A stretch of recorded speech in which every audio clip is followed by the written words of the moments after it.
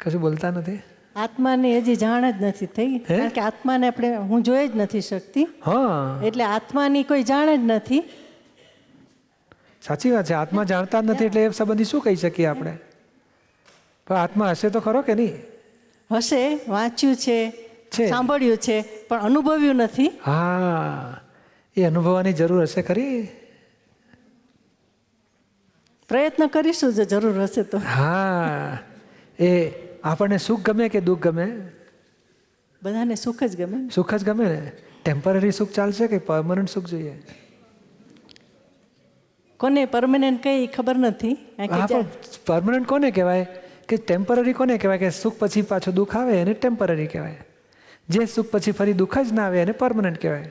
એટલે એવું અનંત સુખ તો કોકે જ જોયું હશે ને, જેને જોયું હશે, અનુભવ્યું હશે. એ ગમે તે એવા જ્ઞાની વ્યક્તિઓ જ હશે. જે સંસારી વ્યક્તિઓ છે એવું પરમ જ્ઞાન નથી હોતું કે એવો એને એવો પ્રેમ કે એવો ભાવ નથી હોતો કે એવું અનુભવી શકે કે પરમ સંતોષ હોય કે પરમ જ્ઞાન હોય. એ નથી અનુભવી શકતા એ જુદી વસ્તુ છે, પણ જે નથી અનુભવી શકતા એને જ અનુભવવાનું હોય ને. અનુભવી ગયેલા એને શું અનુભવ કરવાનું હોય? આપણે ખાલી હોય પેલો પૈસાદાર છે એને પૈસાની શી જરૂર? આપણે ખાલી છે એને જરૂર ને. એટલે નથી સુખ એને સુખની જરૂર છે ને. જે સુખિયા છે એને તો સુખિયા છે જ, અને એ બધાએ સુખિયા નથી સુખવાળામાંથી સુખિયા થયેલા ને. એટલે આપણા જેવા સંસારી હતા જ એક દાડો, એમાંથી પછી પૂર્ણ દશાને પામેલા છે. એટલે આપણા જેવા હતા ત્યાર પછી એ સ્ટેશને પહોંચ્યા છે. એટલે આ સ્ટેશને જ જો આપણે પ્રાપ્તિ કરીશું તો કોઈક દાડો એ સ્ટેશને પહોંચીશું, પરમ સુખિયા થવાના. એટલે પોઈન્ટ ક્યાં આવે છે કે સુખ, તમામ દુઃખોથી મુક્તિ, એને જ પરમ સુખ કહેવાય છે, એને જ શાશ્વત સુખ કહેવાય છે. અને આ જલેબીમાં સુખ આવે ખરું? પણ જલેબીનું સુખ પાછું પૂરું થઈ જાય છે ને સાથી. તે જલેબી ટેમ્પરરી, એનું સુખે ટેમ્પરરી. નહીં પિક્ચર જોવા ગયા 3 કલાક પછી પૂરું થઈ ગયું ને. તો જે વસ્તુમાંથી સુખ આવે છે એ વસ્તુઓ ટેમ્પરરી હોવાથી એ સુખે ટેમ્પરરી જ હોય છે. સમજાય વાત છે ને? મેરેજ તો પરમનન્ટ હશે કે ટેમ્પરરી? કોકને જોયેલા ડિવોર્સ એટલે ટેમ્પરરી કહી શકાય ને. તો જીવન એ ટેમ્પરરી જ છે. હા, તમે જીવનને ટેમ્પરરી કહો છો એ કોણ કહી શકે ટેમ્પરરી ને ટેમ્પરરી? કે ખબર છે કે આનો નાશ થવાનો છે. હા, એ નાશ થનારો. તમે કાચનો પ્યાલો હોય એને હું કહું કે આ નાશ થનારો છે તો કોણ કહી શકે? કેનારો કાચના પ્યાલા કરતા કંઈક વધારે જીવનાર હોય તો જ કહી શકે ને. સમજી શકે એ કહી શકે. નહીં, કાચના પ્યાલો નહોતો ત્યારે પણ હું હતો. કાચનો પ્યાલો ઉત્પન્ન થયો ત્યારે મેં જોયેલો. કાચનો પ્યાલો વિનાશ થયો એ પણ મેં જોયો. એટલે કેનારો વિથ રિસ્પેક્ટ ટુ કાચનો પ્યાલો પરમનન્ટ હોવો જોઈએ કે નહીં? આ જીવન ટેમ્પરરી છે કહેનારા તમે ટેમ્પરરી હો કે પરમનન્ટ હો? તમે પરમનન્ટ છો જ. ફક્ત પોતે પોતાને ઓળખવાનું બાકી છે. તમે પરમનન્ટ છો જ, અને એ આત્માને પરમનન્ટ છે જ. અને આત્માને જાણીશું તો પરમનન્ટ હેપીનેસ મળશે જ. કારણ આત્મા પોતે જ પરમનન્ટ છે.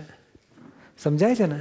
તમે કુંદન હું છું માનો છો, એ કુંદન ટેમ્પરરી છે, ને તમે કહો છો હું છું કુંદન, એટલે તમને ટેમ્પરરીનો દુઃખ ભોગવવું પડે છે. જ્યારે તમને ખબર પડશે કુંદન એ મારું સ્વરૂપ નહીં, આત્મા એ જ મારું સ્વરૂપ છે. કારણ આત્મા શાશ્વત છે ને તે હું પોતે જ છું. જ્યારે તમે પરમનન્ટનો, ત્યારે જ તમે પરમનન્ટનો એક્સપિરિયન્સ કરી શકશો, અને ત્યારે તમને પરમનન્ટ આનંદ, પરમનન્ટ હેપીનેસ મળશે જ. સમજાય છે ને? હવે આ ટેમ્પરરીને હું છું માનવું એનું નામ જ કર્મ બાંધ્યા કહેવાય છે. અને પછી કર્મના ફળ ભોગવવા પડે છે, અને ભોગવતી વખતે સુખ દુઃખ અસરો ભોગવવી પડે છે. જ્યારે તમે પરમનન્ટને રિયલાઇઝ કરો છો ત્યારે તમને પરમનન્ટ હેપીનેસ મળી જાય છે. પછી ટેમ્પરરી સુખ દુઃખ એ પાછલી ઇફેક્ટ છે. નવા કોઝિસ સ્ટોપ થઈ જાય છે, પાછલી ઇફેક્ટ પાપ પુણ્યની ભોગવવી પડે છે. એ ભોગવતા ભોગવતા ભોગવતા બધી પૂરી થાય.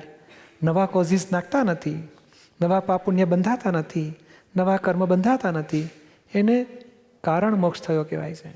અને પાછલું પૂરું થશે એટલે છેલ્લો મોક્ષ થશે. સમજાય ને? એટલે આ પરમનન્ટનો જ અનુભવ કરવાનો છે. પરમનન્ટનો અનુભવ કેવી રીતે થાય? ગમે તેવો રોગ આવે, ગમે તેવું મૃત્યુ આવે, ઘરમાં કોઈક મરી જાય ને તો પણ એમ ના થાય કે હાય મારું હવે કોણ? કારણ કે એ મરતા જ નથી, આ તો શરીર છોડ્યું. જેમ તમે પંજાબી પહેરીને સાડી પહેરો બંગાળી, એટલે લોકો રડવા બેસું છે કે પંજાબી બેન ગયા નવા બંગાળી વ્યંજન નાખે છે. તો ના, તમે કાયમ ના છો, કપડાં બદલાયા એવું લોકો ઓળખે ને.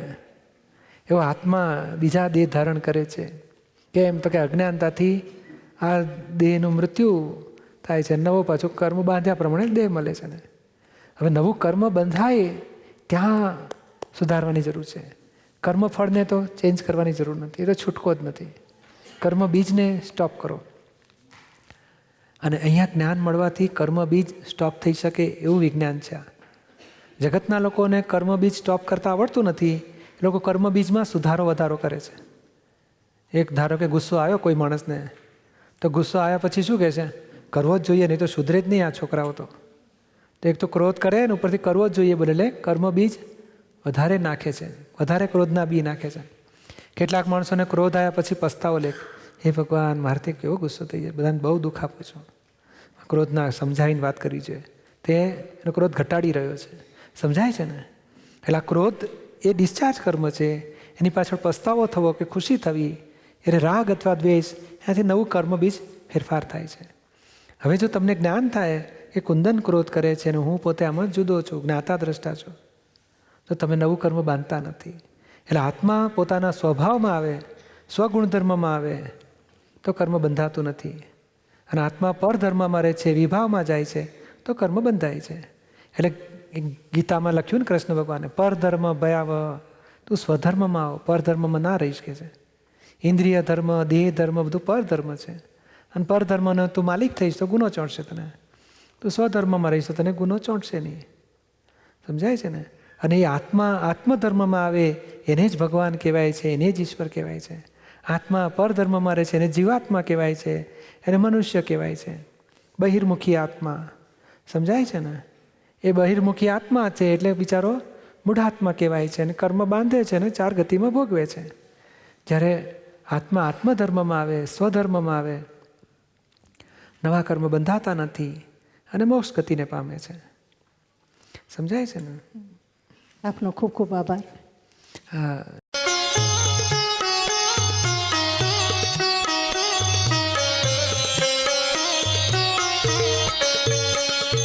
હે દાદા અકર્તા કીર્તા તારો અદ્ભુત સાક્ષાત્કાર, અભેદ શુદ્ધાત્માના આધાર, મોક્ષ સ્વરૂપ હે જય જયકાર.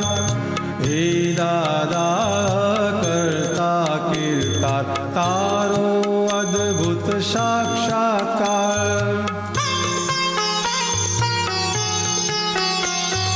ભારત દિવ્ય પ્રમાણ સલામે, ચારુ તર સાડી મુકામે, ઉત્તમ કુળ તીર્થંકર ગામે, ધન્ય તે માત પિતાને પ્રણામે. આરત મૂરત સુરત અભયકાર, શક્તિ પરગટ આનવકાર. હે દાદા અકર્તા કીર્તા તારો અદ્ભુત સાક્ષાત્કાર. ધન મૂળ ક્ષત્રિય કુળ પાટીદાર, નિર્મળ હૈયે શુદ્ધ કરુણદાર, સંતોષી કુળ સંકિત વ્યવહાર, મૂળજી ભાઈ પિતા પુણ્યોધાર. મૂળ દીવો તે મૂળ આ અવતાર, અમૂર્ત મૂર્તિ તારણહાર. હે દાદા અકર્તા કીર્તા તારો અદ્ભુત સાક્ષાત્કાર. મહાદિવ્યા કુક્ષી ભારતનાર, આદ્ય શક્તિ અંબે ગર્ભાધાર, કુક્ષી રત્ન દૈવી કરુણાધાર. ધન્ય ઝવેરબા માત સતીનાથ, હીરાબાના ઝવેરી ભરતાર. અંબાલાલ તે દાદા દરબાર. હે દાદા અકર્તા કીર્તા તારો અદ્ભુત સાક્ષાત્કાર. દાદા ભગવન પ્રતિ अम्बालाल पूर्णेश्वर सतकाम धवल भाल जग सामूहिक उदय भविकार अमूर्त आदि ते शाश्वत वाल असंग सत्संगना आ ओंकार पंच परमेष्टि साक्षात्कार हे दादा अकर्ता कीर्तार तारो अद्भुत साक्षात्कार तारो अद्भुत साक्षात्कार तारो अद्भुत साक्षात्कार।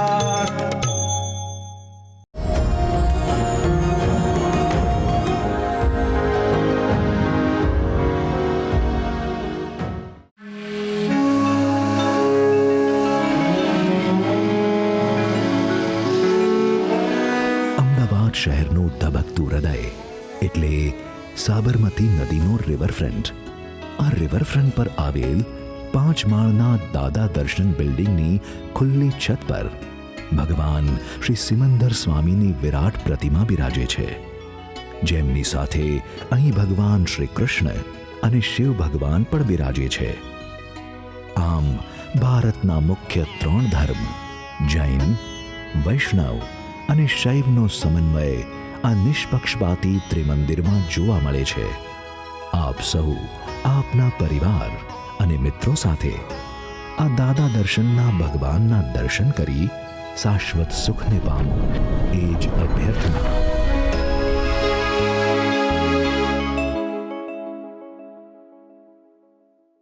હવે એક નવી શરૂઆત કરીએ, હવે એક નવી શરૂઆત કરીએ, શરૂઆત કરીએ, હા શરૂઆત કરીએ.